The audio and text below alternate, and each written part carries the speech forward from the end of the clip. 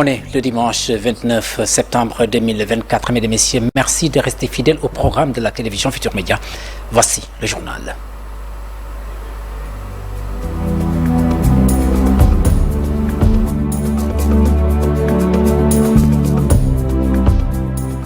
Mesdames et messieurs, bonsoir. Ce soir, 0 heure, fin du délai imparti aux partis politiques et candidats indépendants.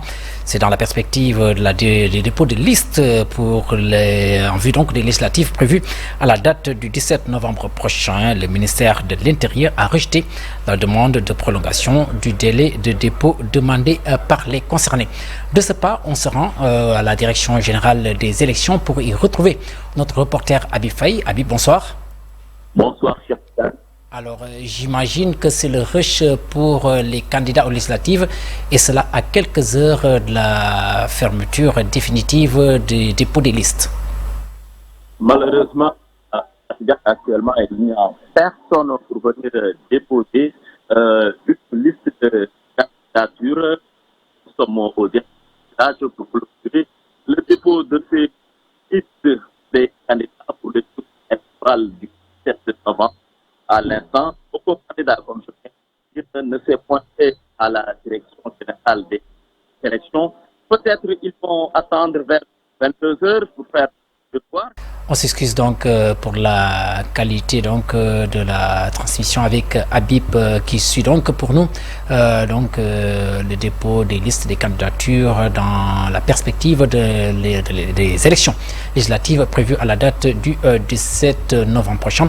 Nous aurons certainement le temps de le rejoindre d'ici la fin de ce journal. Quoi qu'il en soit, retenez que le ministère de l'Intérieur et de la Sécurité publique informe les partis politiques légalement constitués, les coalitions de partis politiques légalement constitués également et les entités regroupant des personnes indépendantes que la période de dépôt des listes de candidatures aux élections législatives anticipées du 17 novembre prochain n'a pu être allongée comme souhaité par la plupart en tout cas des acteurs présents à la rencontre tenue ce 28 septembre 2024. Par conséquent, cette période reste fixée du samedi 28 au dimanche 29 septembre 2024 à minuit, conformément au décret numéro 2024-1981 du 13 septembre 2024 portant convocation du corps électoral en vue des élections législatives anticipées du 17 novembre prochain. Par ailleurs, le ministre tient à remercier vivement la société civile et toute la classe politique pour leur esprit d'ouverture et de dialogue, signé à Dakar le 29 septembre 2024 par le ministre de l'Intérieur, le général Jean-Baptiste Tine. Nous parlons toujours de ces élections législatives avec le Parti démocratique sénégalais qui semble être dans le tourbillon. Le PDS qui informe ses militants et responsables que Doudou Wade, Tafsir Choy, Pape Sayer Gueye, Hawa Abdoulba ne sont plus militants du Parti démocratique sénégalais. Ils ont été remplacés suite à leur démission, de fait constaté et acté plutôt par plusieurs fédérations du parti qui ont dénoncé leur comportement sécessionniste, leur haute trahison et collusion avec l'adversaire visant à tromper les militants, notamment en réclamant leur dossier de candidature aux législatives pour les confisquer, semer la confusion afin de faire rejeter et invalider leur investiture. Le Parti démocratique sénégalais qui met en garde ses démissionnaires contre toute utilisation abusive de ces symboles, de ces couleurs, de ces images pour tromper ses valeureux et fidèles militants. Il prévient plutôt que les auteurs de ces manœuvres frauduleuses s'exposent à des poursuites judiciaires devant les tribunaux. Signé par le porte-parole du Parti démocratique sénégalais Bachir Diawara, fait à Dakar ce 28 septembre 2024. Et puis nous nous rendons à nouveau donc à la direction générale des impôts pour retrouver, à la direction générale des élections pour retrouver notre envoyé spécial Habib Faye qui suit donc pour nous la valse en tout cas des partis politiques mais également des candidats indépendants dans la perspective des élections législatives prévues à la date du 17 novembre prochain. Habib, on vous retrouve, j'espère que la connexion cette fois-ci elle est bonne. Nous sommes toujours au dernier tirage pour clôturer le dépôt de liste des candidats pour les jours électoraux du 17 novembre. À l'instant, aucun candidat ne s'est pointé, comme je vous l'avais dit, à la direction générale des élections. Peut-être ils vont attendre vers 22 heures pour faire leur devoir, mais sachez qu'à 0 heure, le dépôt sera clôturé, a estimé le président de la DGE, Birame Sène. Pour noter qu'il a été proposé de rallonger le délai de dépôt par l'opposition. Malheureusement, une demande qui n'est pas satisfaite par l'actuel directeur des élections, qui a aussi fait un communiqué pour dire que c'est aujourd'hui à minuit que va prendre fin le dépôt des listes des candidats pour les législatives. Et en prélude à ces élections législatives anticipées du 17 novembre 2024, la DGE avait déjà procédé ce jeudi au tirage au sort pour déterminer l'ordre de passage des candidats pour le dépôt des dossiers de candidature. Ce dépôt a débuté hier samedi et au total, nous avons 49 listes de partis politiques, coalitions et entités regroupant des candidats indépendants ont été aussi retenus pour cette échéance électorale. Le tirage au sort, effectué aussi sous l'égide de la DGE, a établi l'ordre de dépôt des candidatures permettant à chacune des 49 listes de soumettre officiellement ces documents dans un délai imparti. Et voici quelques-unes des formations politiques en liste. Il y a le Parti Rénovation et l'Émergence du Sénégal, la coalition Dundu, Sam Kadou, FP Natangé, coalition Sénégal Kessé, Ande Ligue. Il y a aussi la coalition Rond-Point, Dekal Teranga, Parti Garab ADS. On a aussi la coalition Wallou, l'Alliance Sam Sénégal, Action, etc., etc. Cheikh Tidiane, sachez qu'ils sont au nombre de 49 et jusqu'à présent, il n'y a aucun candidat qui s'est pointé au niveau de la direction générale des élections. Habib Faye, donc en direct de la direction générale des élections. Vous le savez donc, le Sénégal qui se prépare aux élections anticipées à la date du 17 novembre prochain et qu'aujourd'hui donc sera clôturé donc pour la liste, pour le dépôt plutôt des listes des différentes candidatures émanant des partis politiques mais également des autres coalitions. La campagne Octobre Rose 2024 démarre mardi prochain. La Ligue sénégalaise contre le cancer a initié ce dimanche une randonnée pédestre de sensibilisation. Les chiffres de la maladie inquiètent. Le cancer du col de l'utérus et le cancer du sein sont les deux types les plus répandus selon la présidente de la LISCA, le docteur Fatma Guenoun, qui précise que plus de 12 000 cas ont été dépistés en 2024, dont environ 600 avec des tumeurs. L'objectif de la nouvelle année, c'est d'atteindre 15 000 femmes dépistées. Seulement, la prise en charge qui fait défaut et nécessite la participation de tous pour des moyens conséquents. Reportage Daniel Diouf, Diafraba. Les chiffres offusquent. Le nombre de cas est effarant. Plus de 10 000 par an et des milliers de décès. Le cancer du col de l'utérus et le cancer du sein, les deux types encore plus répandus. Chaque année, il y a plus de 12 000 nouveaux cas de cancer au Sénégal avec environ 8 000 décès. En ce qui concerne le cancer du sein, il y a 1838 nouveaux cas chaque année avec 976 décès. Mais le cancer du sein est le deuxième cancer après le cancer du col qui est le premier cancer avec 2024 nouveaux cas et 1312 décès. Donc au Sénégal, les cancers gynécologiques, quand on prend tous sexes confondus, les cancers gynécologiques sont les premiers cancers. La prise en charge de la maladie est très coûteuse et les moyens font très sensiblement défaut. Par conséquent, beaucoup de dossiers restent en attente. Environ 400. Parce que nous avions fait un téléthon en 2022 qui nous a permis d'avoir plus de 200 millions. Mais nous avons dépensé plus de 220 millions pour prendre 830 malades. Tout ça, c'est avec l'aide des Sénégalais. Actuellement, nous sommes en fin de ressources et nous voulons faire un téléthon et nous demandons à tout un chacun d'aider la LISCA à accompagner les malades du cancer. Encore une difficulté de la même trempe, l'hébergement des malades arrivés de l'intérieur du pays. Leur prise en charge nécessite un site d'accueil pour leur éviter les va-et-vient entre Dakar et leur région d'origine. Un projet de mise en place d'une maison de vie est en cours. Nous avons pu avoir de l'État un terrain de 500 mètres carrés. On attend qu'on obtienne le bail pour entamer les travaux. Vous savez que les gens qui viennent des autres régions, Ce n'est que Dakar et Touba où il y a un appareil de radiothérapie. Et pour faire la radiothérapie, les malades doivent venir tous les jours à l'hôpital. Ceux qui n'ont pas de famille d'accueil ou qui n'ont pas les moyens de louer une chambre sont obligés de dormir dans les couloirs de l'hôpital. Ça nous fait mal. La question de la prise en charge des malades, toujours pas effective. Rien de concret jusqu'ici. La LISCA est encore en discussion avec le gouvernement.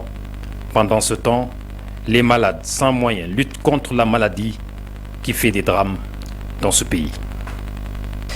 Daniel Diouf, merci. Une partie du barrage de Diop Kounda Maka, communément appelé barrage Aliou Souané, a cédé. Depuis une semaine, les populations des 6 communes du Pakao sont coupées du reste de la région. Les camions ne peuvent plus passer pour amener la nourriture et les évacuations sanitaires, nous dit-on, sont impossibles sur place. Notre équipe de Sédhiou constate un véritable danger. Bakary Konté, image Khalidjamé. Ce barrage, le barrage Diop Kounda Maka, communément appelé barrage Cheikh Aliou Souané, a cédé suite aux fortes pluies qui se sont abattues sur Sédhiou. Les populations sont dans l'inquiétude, elles ne savent plus à quel sein se vouer. Impossible d'effectuer les évacuations sanitaires et les produits alimentaires. On est en embargo naturel qui a été envoyé par le bon Dieu. Mais la population, je pense qu'on a un État digne de son nom qui va faire face à régler ce problème-là. Le riz ne passe pas, les nourritures ne passent pas, que ce soit le ciment, l'huile, même la population, il ne peut pas passer. Ce sont les jeunes qui sont bien portants qui risquent pour essayer de passer. Mais en dehors de ça, c'est un danger public qui est là et on doit essayer de sauver la population du Pakao. Même les malades, on ne peut pas les évacuer parce que là, pour évacuer un malade, il faut l'évacuer pour Sédhiou ou bien pour Kolda. Et le bac de Sandingeri fait une seule rotation par jour. Donc nous pensons que le malade n'a pas ce temps-là pour attendre dans l'urgence, attendre un bac qu'on ne sait pas quand est-ce qu'il va venir. Elle demande aux nouvelles autorités de réagir vite. Toute la population du Pakao qui sont dans cet axe-là, que ce soit de Kolibantan à Saretene, en passant par Karantaba, Sandingeri, Bangeri, Tanaf, toute cette population-là passe par cette barrage-là. Et Pakao est en danger. Nous voulons que le président de la République, son Excellence, M. Bassirou Diomaye Faye, qui a été vraiment bien élu, nous interpellons aussi le Premier ministre Ousmane Sonko pour qu'il vienne en aide et sauver la population de Pakao. Nous voulons juste informer le président de la République de son Excellence M. Bassirou Diomaye Diakhar Faye et son Premier ministre M. Ousmane Sonko pour qu'ils nous viennent en aide. Depuis presque une semaine, le Pakao est coupé du reste de la région. Ses habitants attendent avec impatience la réhabilitation de ce barrage de Diop Kounda Maka. Du sud du pays, direction le nord, la région de Matam, avec les inondations qui sont notées. La liste des sinistrés s'allonge avec le fleuve Sénégal qui continue d'envahir les localités. En ce moment, dans le Dandemayo, toutes les localités sont touchées, de Nima à Guidjologne jusqu'à Djongto. De nombreuses familles, nous dit-on, sont déplacées et logées dans des établissements scolaires. Le site de recasement visité par le service national de l'hygiène. Matam, la correspondance d'Ali Bandelian. La liste des sinistrés s'allonge de plus en plus dans la zone du Dandemayo. Envahis par les eaux de la crue du fleuve Sénégal, les habitants de cette zone continuent d'interpeller le gouvernement sur leur sort. Une bonne partie étant déjà sous l'emprise des eaux, les populations de Guidjologne lancent un cri d'alerte. La situation qui prévaut actuellement dans les Dandemayo, plus précisément en Guidjologne, où les eaux de la crue vraiment menacent vraiment. Ça inquiète. Vraiment, les populations de Guidjologne ne dorment plus. Vraiment, la quiétude est menacée. Vous avez vu comment les eaux ont englouti toutes les maisons aux alentours du village. Donc, vous voyez ce marigot où passent les eaux de la crue. Dans son cri du cœur, vraiment, pour que les autorités nous viennent à la rescousse. Recasés au village de Tchama suite à l'envahissement de leur hameau, les familles déplacées de Falakouno ont reçu la visite des agents du service national de l'hygiène. Sinon, ça peut créer des dégâts, surtout dans ces rassemblements. rapidement il y a des diarrhées. Toutes les enfants vont avoir des diarrhées. Il y aura des infections pour les femmes qui n'ont pas, les gens qui sont en train de voir leurs règles parce que les conditions d'hygiène ne sont pas réunies. Donc c'est pourquoi le CVD est là. Vraiment pour les autres sites aussi, renforcer pour maintenir et contenir. Les volontaires de la Croix-Rouge internationale qui attendent une réaction en urgence de leurs supérieurs pour disposer suffisamment de tentes. Et je pense qu'ils sont en train de faire de leur mieux pour quand même nous venir en appui.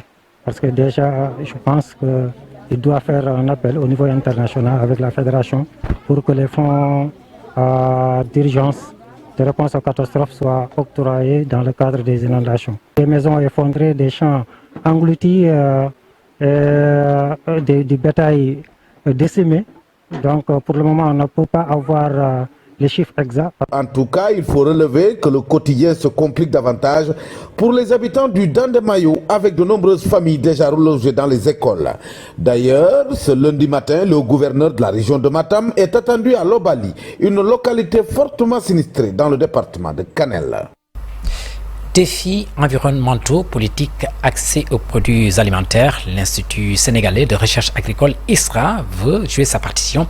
Il a organisé à cet effet un atelier de réflexion sur la refondation de la politique de recherche et de vulgarisation agricole au Sénégal. À cette occasion, le président du conseil d'administration de l'ISRA a plaidé le renforcement de moyens conséquents pour que ISRA puisse se projeter vers les standards internationaux. Mbaye Silla est le président du conseil d'administration de l'ISRA. Il est interrogé par Abdoulaye Anne. Un plan Marshall, c'est d'abord un plan qui suppose effectivement beaucoup de moyens. C'est en effet beaucoup de moyens dont l'ISRA a besoin pour se projeter vers les standards internationaux vers lesquels son excellence le chef de l'État demande que l'Institut se retrouve. Donc c'est un plan important au niveau des ressources humaines. Ce sera un plan important au niveau de la réhabilitation des infrastructures existantes, la construction de nouvelles infrastructures, un plan important pour l'équipement donc des centres de recherche, des stations de recherche en matière technologique, en matériel roulant. Donc c'est un plan global qui nécessite effectivement beaucoup d'investissements. C'est pour ça que dans mon entame, j'ai dit qu'il faudrait un plan phasé. Les ressources dont l'ISRA a besoin pour se projeter sur les standards internationaux ne peuvent pas être trouvées en une année. Il faut un plan court terme, moyen terme, long terme, qui sera phasé et qui permettra peut-être dans un horizon de 4-5 ans de retrouver effectivement les standards vers lesquels nous pourrons nous projeter. Donc actuellement, quand on regarde la situation de l'ISRA, quand on regarde le budget qui lui est consacré, il suffit à peine de payer les salaires. Une souveraineté alimentaire ne peut pas être obtenue sans recherche agricole extrêmement dynamique et performante. Pour lutter contre la flambée des prix de denrées de première nécessité, les habitants de la commune de Sicap Liberté à Dakar ont mis en place une coopérative de consommation. La dite coopérative va permettre de contourner ces prix chers imposés par les commerçants. Ils comptent ainsi vendre leurs propres produits entre eux. Ils étaient en assemblée générale. Nous allons d'ailleurs écouter l'un d'eux, son nom, Djibril Diao. Il est donc initiateur de cette association. Il est interrogé par Papa Faragning et Amadouba. Nous pensons accompagner les initiatives locales dans le sens de mettre en place des coopératives de consommation, des coopératives de production, et pour en fait lutter contre la vie chère, surtout vraiment les prix qui aujourd'hui flambent d'une manière incontrôlée. Et donc nous pensons que les consommateurs doivent se mobiliser, doivent se réorganiser et être en relation directe avec les producteurs qui leur permettent de planifier leur approvisionnement, qui leur permettent également de comprendre un peu les caractéristiques des produits qu'ils consomment et évidemment de faire baisser les prix. Donc nous comptons mettre en place à Dakar 7 coopératives de consommateurs. Dans la région de Thiès, dans la région de Louga, dans la région de Saint-Louis, nous allons mettre en place, ça a commencé déjà, des coopératives de producteurs. Et donc ces coopératives-là partageront une plateforme commune qui leur permet de dialoguer, de discuter, allant dans le sens d'avoir un produit de qualité à un prix raisonnable. Pour une bonne rentrée des classes 2024-2025, le ministère de l'Éducation nationale va procéder à un recrutement complémentaire d'enseignants. Tous les sortants seront affectés, rassure le directeur des ressources humaines du ministère qui a lu les recommandations issues du séminaire de rentrée des classes tenu au centre de conférence internationale Abdou Diouf de Diamniadio. Nous allons écouter Serigne Sohaibou Badiane, directeur des ressources humaines du ministère de l'Éducation nationale, au micro d'Abdou Diouf Diagne et de Année, les gens se plaignaient de recevoir les sortants très tard alors qu'on veut dire Ubitei Djangate. Moi je dis quand on dit Ubitei Djangate, il n'y a pas l'enseignant, peut-être que les gens disent Ubitei Djangate, mais du Djang. Parce que vous n'avez pas de Djanga. Donc dans ce cadre, le ministre avait donné des instructions pour que les enseignants sortants, on en a eu à peu près 2000 cette année, soient affectés avant le 30. Nous avons eu quand même la chance de les affecter aujourd'hui le 28 et tous les inspecteurs d'académie, les inspecteurs de l'éducation de la formation sont partis de ce séminaire avec tous les instruments qu'on leur a donnés.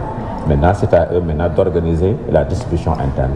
Et nous pensons qu'ils vont mettre à profit le week-end, lundi, pour que ces enseignants fassent la rentrée pédagogique administrative avec tous les autres, c'est-à-dire le 3, pour qu'ils soient là le 7 pour démarrer les cours. Donc je crois que c'est globalement ça quand même qu'on a eu comme résultat. Corriger l'injustice faite à Cheikh Anta Diop en lui offrant un mausolée digne de son rang. La construction d'édifices dans son village natal, c'est le vœu des populations de Tchaïtou. Le professeur Ngouda Mboup lui pense que le savant noir doit être au cœur du système éducatif sénégalais. Il assistait au lancement du challenge ville propre de Mohamed Saleh. Babacar Diouf, Ndongo-Ndiaye. Le village natal Tchaïtou et de son mausolée ne reflète pas la dimension du savant noir. Un village, une localité qui est laissée à elle. Parce que ce qui reflète cela, vous voyez que même les bases, on les a fait au niveau de la place publique. Ngouda Mboup, enseignant-chercheur à l'université Cheikh Anta Diop de Dakar, se dit outré. On le voyait et nous avions le cœur meurtri, parfois même la conscience troublée. Pourquoi? Parce que l'homme est multidimensionnel. Non seulement son mausolée et son village natal doivent disposer d'un standing à la dimension de l'homme de science, mais mieux, il doit être enseigné dans nos écoles. C'est notre combat. Et je puisse en témoigner que le président Bassirou Diomaye Diakhar Faye et le premier ministre Ousmane Sonko s'attellent à la tâche. Et bientôt, certainement, je ne pourrai pas parler à leur place, vous savez, parce que tout simplement, je suis tenu à une obligation de réserve par rapport à ça. Et aussi, tout simplement, il y a un certain nombre de règles de protocole qu'il faut respecter. Mais tout ce que je peux dire, c'est qu'en réalité, tout ce qui revient à Cheikh Anta Diop, qui fait cette fierté-là, qui est notre référence scientifique, moi-même qui est ma référence scientifique. En attendant, Mohamed Saleh de Pastef y a lancé le challenge ville propre. C'est un challenge,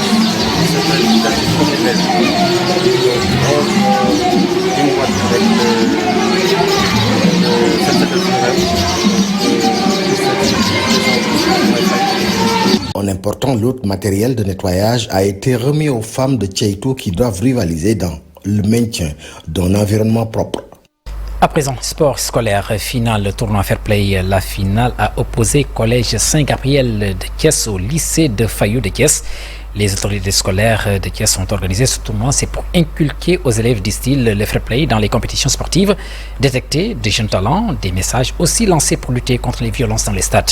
Reportage Cheikh Anta Diop, Seylatir. Maniang Soumaré de Thiès avait fait le plein. Comme un œuf a craqué, tous les lycées et collèges de Thiès ont participé à ce tournoi de football dénommé tournoi Fair Play. L'objectif est de lutter contre la violence dans les stades, mais surtout de détecter de grands footballeurs au niveau des écoles. Maître Ousmane Diagne, maire de la commune de Thiès-Est, parrain de cette deuxième édition, s'est dit impressionné par cette grande mobilisation des élèves. De mémoire de maire, c'est la première fois que j'assiste à une manifestation pareille. Des lycées, des structures scolaires qui prennent l'initiative d'organiser un tournoi sportif pour rassembler l'ensemble des lycées et écoles de Thiès autour d'un idéal. Un idéal de fair play, faire participer l'ensemble de ces établissements-là à ce tournoi-là. Nous voudrions tout simplement manifester toute notre gratitude à M. Dité et à l'ensemble de Performix. Il était question de lutter contre la violence à Thiès. Donc si nous voyons aujourd'hui Performix organiser un tournoi où on peut détecter d'excellents footballeurs, je crois que nous ne pouvons que nous en réjouir. Moustapha Dité, le directeur général de Performix School, magnifie cette belle initiative. Comme vous le savez, il y a le sport scolaire. Comme on dit, abondance de biens. ne nuit point. C'est dans cette optique-là qu'on s'est dit qu'on va trouver une autre tribune, un autre cadre d'expression sportif pour ces jeunes Thiessois-là. Le collège Saint-Gabriel de Thiès a finalement remporté la finale devant une belle équipe du lycée de Fayou. C'est donc le dernier élément de ce journal dont j'ai eu le plaisir de vous présenter. Merci de rester fidèle au programme de la télévision Futur Média. Bon début de semaine. Ciao.